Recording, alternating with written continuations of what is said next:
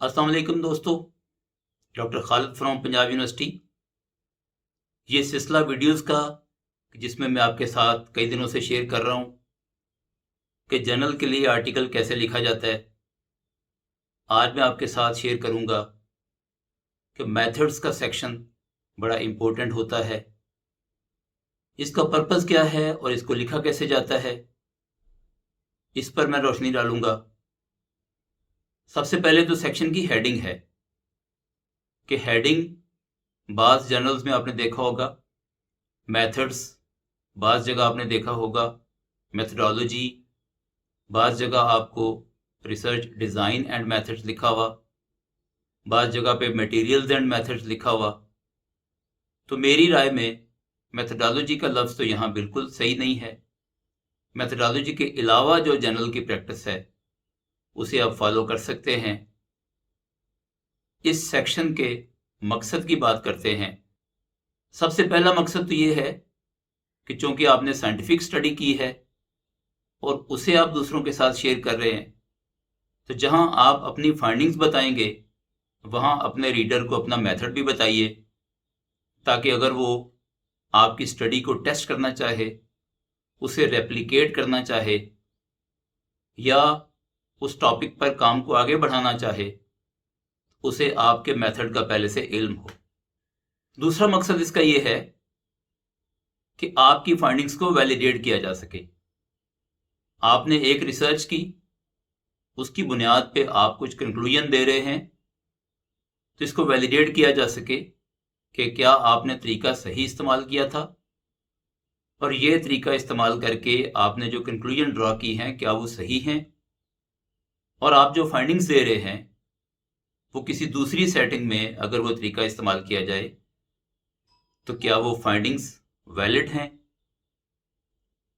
अब मैं आपके साथ शेयर करूंगा कि मेथड्स के सेक्शन में आमतौर पर शामिल क्या किया जाता है।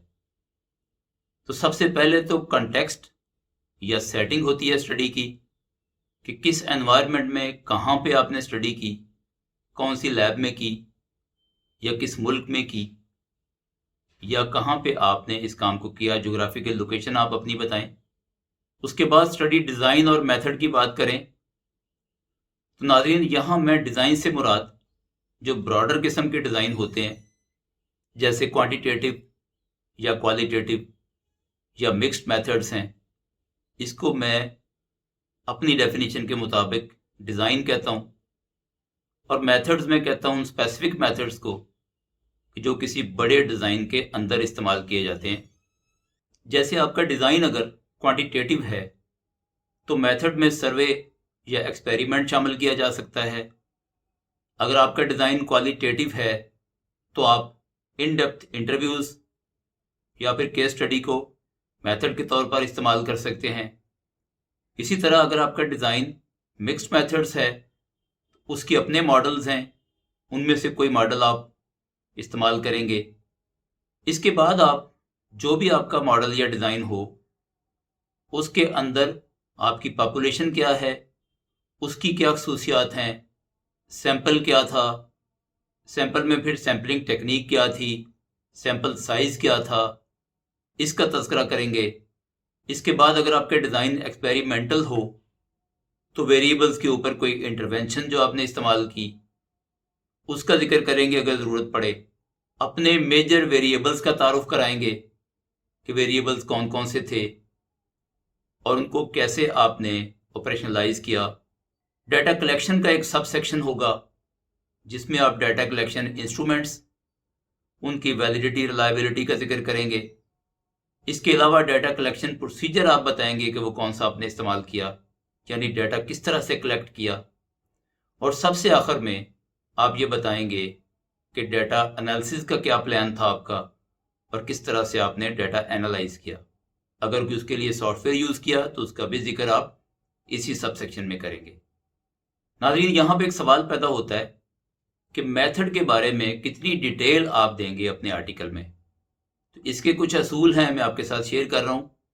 अगर आपका मेथड वेल नोन है, आपसे पहले के रिसर्चर्स ने उसे ईजाद किया था, आपने सिर्फ उसे इस्तेमाल किया है, आप सिर्फ मेथड का नाम और उसका रेफरेंस दे के छोड़ देंगे کہ آپ نے میتھڈ کس سے لیا۔